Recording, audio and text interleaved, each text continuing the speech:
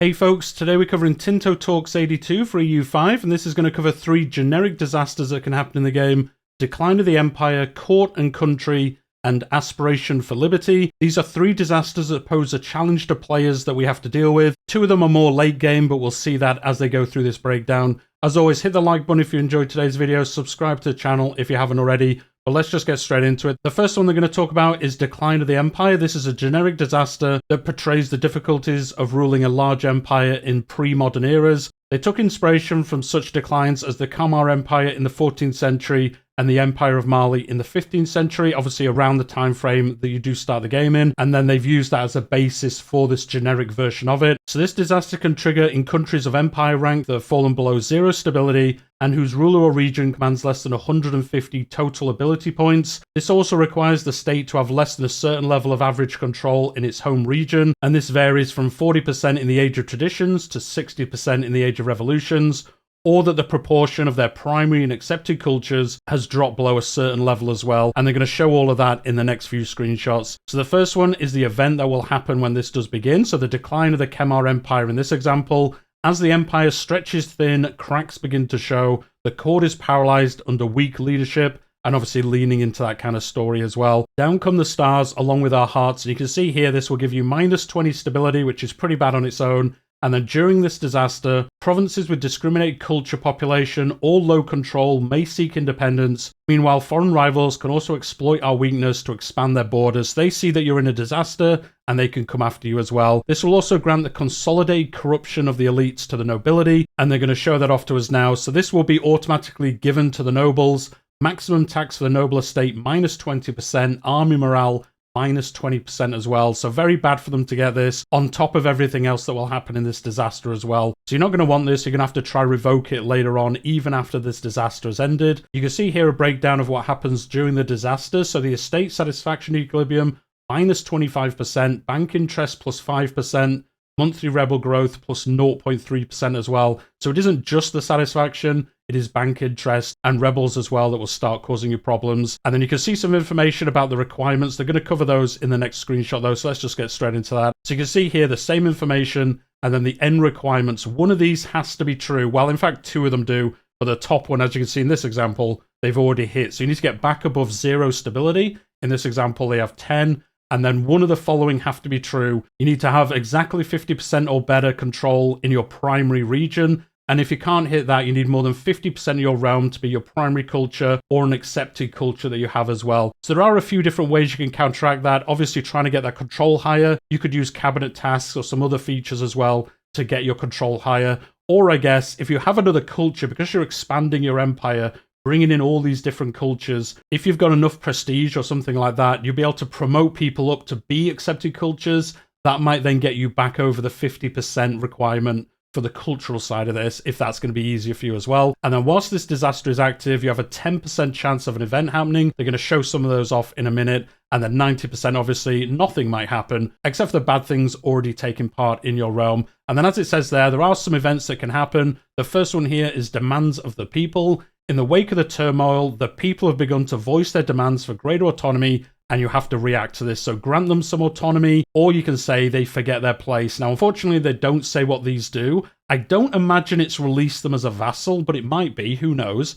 Or you could just say, look, I know best. Take some more negative modifiers for that estate, and then just see what happens, all that population, and see if you can ride that out to the end of the disaster, and then deal with that long term as well. And then obviously this can end as a disaster, the end of the decline. As the fires, the crisis fade, the empire has begun to rebuild, the worst is behind us. You will get that 20 stability back that you lost originally, and then every population of your primary or accepted culture in this region will gain 10% population satisfaction. So as I was saying earlier, if you have a culture that isn't already accepted and maybe you're trying to make them happier, during this event you could promote them up.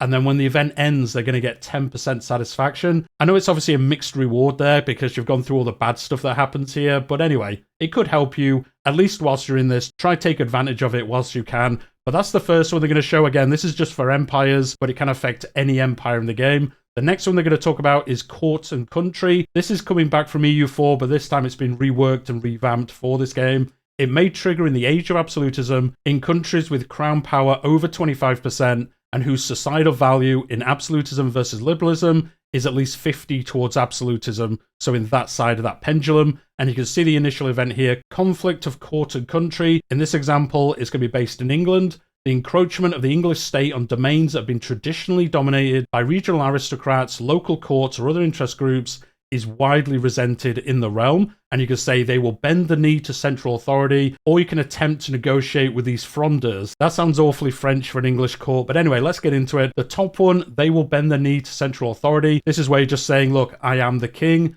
All estates lose 50% estate satisfaction, which is an insane amount to lose just from one event, or I guess from this disaster, and then also lose 50 stability, which is a lot of stability as well. So that's not ideal, but obviously if you don't want to give things up to the estates, you might want to pick that option. The other option that we saw, attempt to negotiate with them. You will gain 10% estate satisfaction with those estates, but you lose 25 legitimacy. Obviously you're saying as a king, I'm not as powerful. You guys can have some control, and that's why they see you less legitimate in the long term. But anyway, they are the two options. And then as we saw for the first disaster, you can see this screen afterwards. So England is currently in court and country, estate satisfaction equilibrium minus 25%, population during rebels threshold minus 10% as well. So as you can see, these really stack up, and obviously outside of this, you've got other events, other mechanics going on that will be affecting these as well. It does show the requirements there, but we're going to cover that in the next screenshot. But as you could probably see, there are two ways to finish this disaster, either by embracing absolutism or liberalism.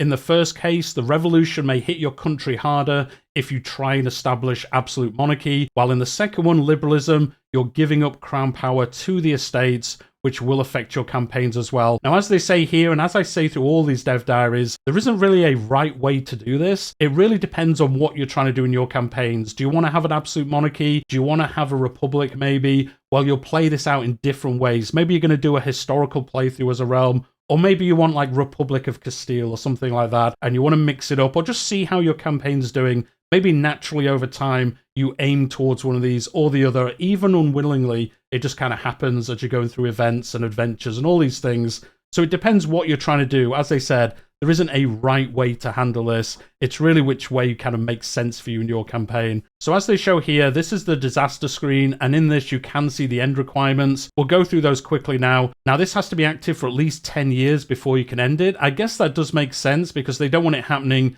and then you immediately negate it. You want to have some of those bad effects for 10 years. It is the age of absolutism, a lot of things going on, a lot of turmoil in realms, and this is to kind of show that as well. You've got 10 years of kind of a little bit of chaos going on, but then you can act on it, and there are two different ways you can do this. So the top one you can see there are 3 requirements to hit this one. Our crown is equal to or greater than 35% estate power. They do say this is dynamic depending on what it was at the start of this disaster for each realm. It isn't a fixed amount. It's kind of fair in the way it works. Depending on what it is, you will have a number to hit. It isn't going to be the same every time you play it. You need at least 5 or less estate privileges granted to your estates. Now, I think this means all estates, which, yes, when you start playing the game, you might look at that and think, wow, that's like impossible for some realms. But as you are in the age of absolutism, you've probably revoked quite a few of these, so that isn't as hard as it might sound like. It's still not going to be easy, but you can hit that, I guess, relatively easily, or at least it's not too difficult to do it. And then the last one is have minus 80 absolutism versus liberalism. Now, I think that means nearly all the way towards absolutism. I think it goes from minus 100 to plus 100. Minus 100 would be full absolute, plus 100 would be full liberalism. So you need to be almost all the way to absolute power to do this. It does make sense, fits in with the other requirements here as well. So that is one way to do it. And then the other way you can do it, as you can see here, this is all about being, more liberal in your realm. So all your estates there need to have 65% satisfaction or higher, obviously making them very happy, give them privileges, other laws, things like that, just to make them that little bit happier. And then you also need to be 50 towards liberalism, so halfway along the bar towards liberalism in that societal value system. So again, leaning into that side of it rather than absolute monarchy. And then if you hit both of those, you've had 10 years, then you can end this disaster and get back to your adventures. And then as we've seen with a lot of these disasters, it usually unlocks some additional actions you can take whilst you're in it. And this isn't any different either. You can see the 6 here. The first 2 all around abolishing or reinstating the assembly. They're going to cover that in a minute as well. And then the last 4 is about reigning in the power of the different estates. So again, depending on which way you're trying to play this, you will decide which one of these you want to do. Unfortunately, they don't show us what they do. Obviously, abolishing or reinstating the assembly is pretty obvious.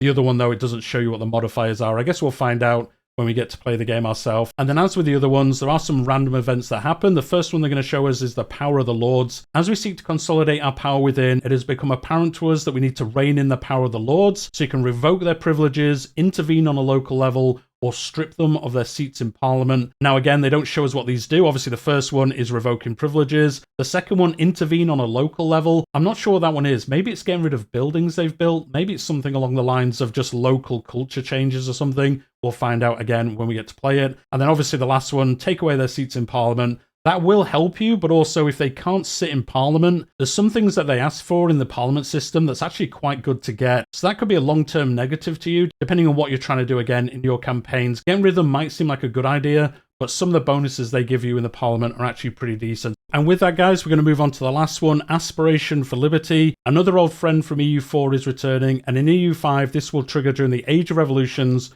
while your stability is lower than 20, having an average country literacy of 60, and by either having no parliament, an autocratic parliament, or the absolute rule policy, it will make your country rather receptive to the revolution as well. They're actually going to talk about the revolution in next week's Dev Diary, so that's going to be a cool thing to turn up for next week. But with this, as always, an initial event that will happen, Aspiration for Liberty, the questionable rule of King Edward, the population's yearning for liberty, and the desire for enlightened ideals has spurred a revolution that seems all but unavoidable. Dire times are ahead of us, and then you can see what this gives you, minus 20 stability, and then population belonging to the burghers and the common folk will lose population satisfaction depending on their literacy. So the higher the literacy they have, the worse this event will be. Obviously, they're more smart, they've learned things, they've learned about these cool new ideas about freedom and things, and they want that. So if you keep them a little bit more dum-dum, they won't actually affect you as much. But obviously you want your literacy higher because it affects trade, happiness, research, a bunch of different things in the game.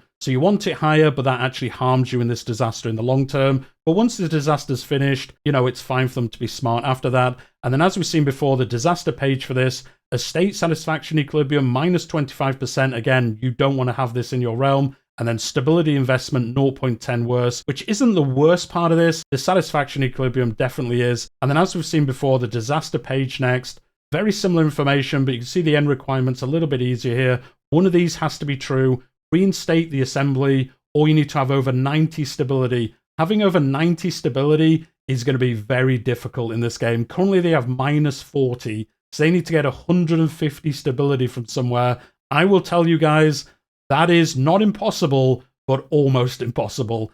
There are ways to do it, but that is very difficult to do. So you might have to reinstate them or just kind of ride this out for as long as you can. You can see below that the different estates, how much power they have. In this examples, the nobles have a lot of power. This is quite late game, so it's not too much of a surprise the other ones don't. It is surprising the crown doesn't have much power, but they've probably had other things going on in this campaign as well. And then below that, you can see the Scots Patriots. They're a rebel faction, and they are slowly growing due to this event being on. You can reinstate the assembly as one of the actions you can do to end this. And then below that, you can see the events again.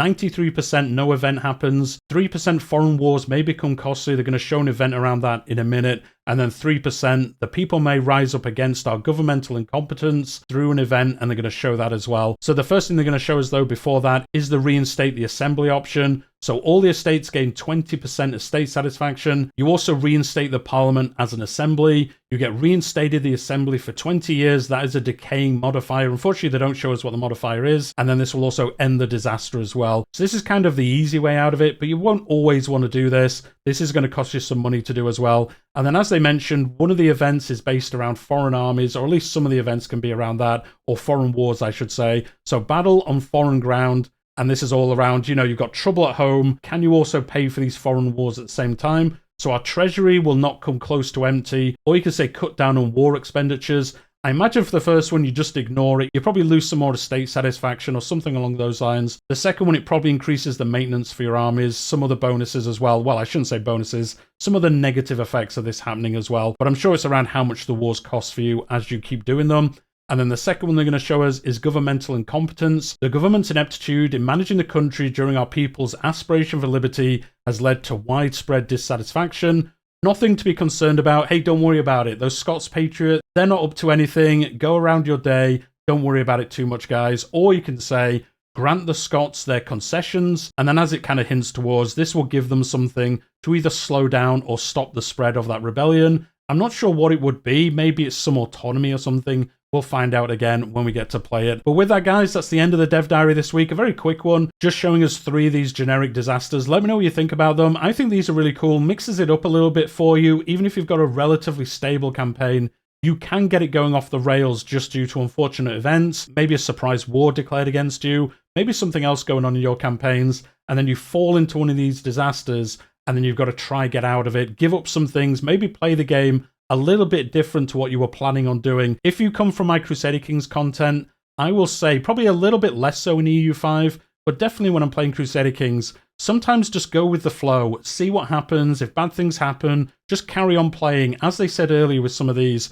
sometimes you want to play as an absolute monarch. Sometimes you can just play as a revolutionary nation, go to republicanism, whatever you want to do in that campaign, and just really go with it and see what happens. Nothing can really end your game that badly in EU5. Obviously, if you lose all your land, yes, you've lost the game at that point. But even if you get shrunk down, become a vassal of somebody, whatever's going on in your campaign, you could probably ride it out and see what happens long term. Something good will happen in the end. But anyway, guys, we'll leave it there for today. They do say, as I said earlier, next week they're going to cover the revolution and how that's going to play out in the game, and the revolutionary chaos disaster that is linked to it. That's going to be really fun to see how it plays out. It was okay in EU4, but hopefully, as we've seen with everything else, they bring it up another tier for EU5, and it's really fun to play. It's really good having stuff later on in the game that can mix it up a little bit, make different things happen in the realm. So even if you've got relatively stable areas of the game, you can have some craziness happen. And then as they continue to say, tomorrow we're getting the military and warfare dev diary. This is an overview of how those systems work. If you've been on the channel for any amount of time, following the Tinto Talks, Tinto flavors,